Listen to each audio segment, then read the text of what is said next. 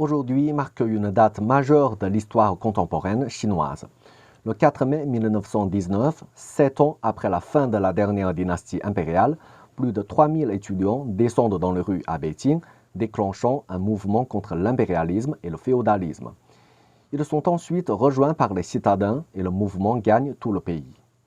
Contre l'impérialisme, notamment parce que la Chine, qui a participé à la conférence de la paix de Paris en 1919 en tant que vainqueur de la Première Guerre mondiale, voit le traité de Versailles transférer au Japon les concessions allemandes dans la province chinoise du Shandong au lieu de les restituer à son propriétaire légitime.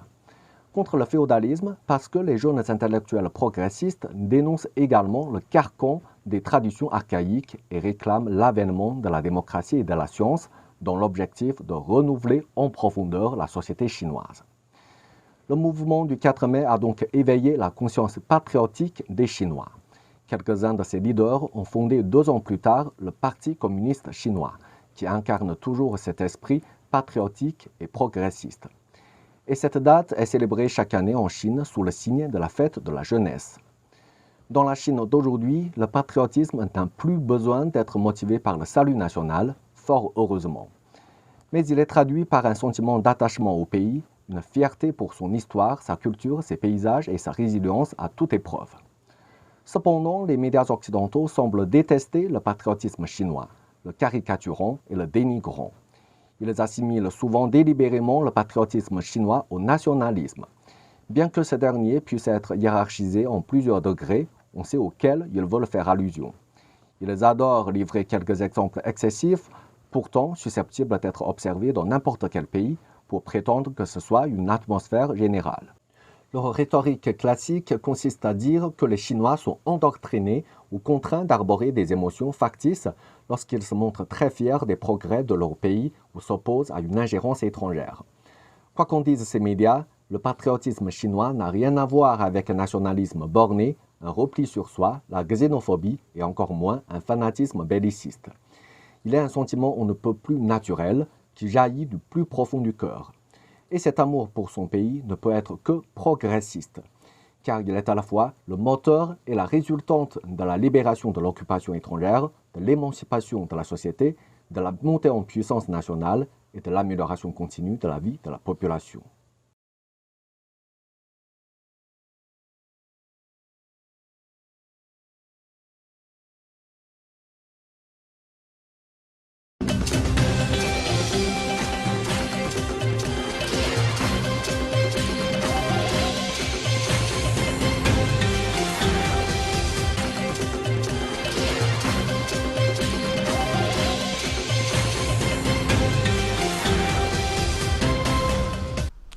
Depuis quelques semaines, la situation pandémique en Inde est hors de contrôle. Le nombre d'infections au quotidien connaît une hausse vertigineuse avec plus de 300 000 nouveaux cas par jour, battant tous les records du monde.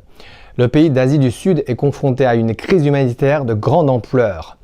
Selon l'épidémiologiste chinois Zhang Wenrong, la crise ne fait que commencer et le pire est à venir. Comment l'Inde en est arrivée là? Quelles leçons peut-on en tirer? Je vous propose quelques pistes de réflexion. Premièrement, la lutte contre la Covid-19 est un combat à long terme. Aujourd'hui, il est trop tôt pour pouvoir crier victoire et desserrer l'étau des restrictions imposées, et ce pour n'importe quel pays. L'Inde s'est toujours vantée de s'être plutôt bien sortie de la première vague, et c'est peut-être pour cette raison que l'on assiste récemment à des scènes choquantes de grands rassemblements humains dans le pays pour célébrer les fêtes religieuses depuis janvier dernier. Le festival religieux hindou de Kumbh Mela a attiré plus de 25 millions de personnes, dont parfois 4,6 millions en l'espace de seulement 2 jours. Les autorités indiennes ont déclaré avoir déjà limité les rassemblements en raison de la pandémie et des mesures de précaution ont été prises pour minimiser les risques. Mais quand même, autoriser des rassemblements humains d'une telle envergure dans un contexte de pandémie, rien d'étonnant si le nombre de contaminés monte en flèche. Deuxièmement, quant aux médias occidentaux, ils semblent bien plus tolérants sur la situation actuelle chaotique en Inde que lorsqu'il s'agit de la Chine. Nous nous rappelons encore comment les médias occidentaux s'en sont pris début 2020 d'abord à la Chine, accusés d'avoir laissé des millions de gens sortir de la province du Hubei, pour ensuite la blâmer d'enfreindre la liberté des Chinois en appliquant des mesures de confinement ultra strictes. De toute façon, quoi que la Chine fasse, elle est en tort. Mais aujourd'hui, alors que l'Inde est en train de sombrer dans une nouvelle vague de pandémie susceptible de saper les résultats des efforts mondiaux contre la Covid-19, le ton des médias occidentaux est souvent assez neutre, voire empreint de bienveillance. Montrer sa compassion et sa solidarité envers un peuple qui souffre, c'est certes nécessaire. Mais ne faut-il pas également s'interroger pourquoi on est arrivé là et qui devra en assumer la responsabilité? Troisièmement, amis ou ennemis, une question importante dont la réponse n'est pas toujours évidente. En raison des conflits militaires du siècle dernier entre les deux pays et l'accrochage frontalier de l'an passé, il existe une sorte de complexe de rancœur en Inde envers la Chine. Certains voient même la Chine quasiment comme un ennemi. Pourtant, ce sont la Chine et l'autre ennemi juré de l'Inde, le Pakistan, qui ont manifesté en premier leur volonté de prêter main forte à leurs voisins. Alors que les États-Unis, considérés comme grand ami et allié de l'Inde, a d'abord décliné la demande de New Delhi de lever l'interdiction de l'exportation de matières premières pour la fabrication de vaccins avant d'assouplir le ton suite au torrent de critiques internationales. Tant que la Covid-19 n'est pas complètement éradiquée, c'est elle qui est le seul ennemi de toute l'humanité. Une morale très simple qui est malheureusement souvent oubliée. Que le peuple indien sorte vite de ce nouveau cauchemar et que les leçons nécessaires en soient tirées.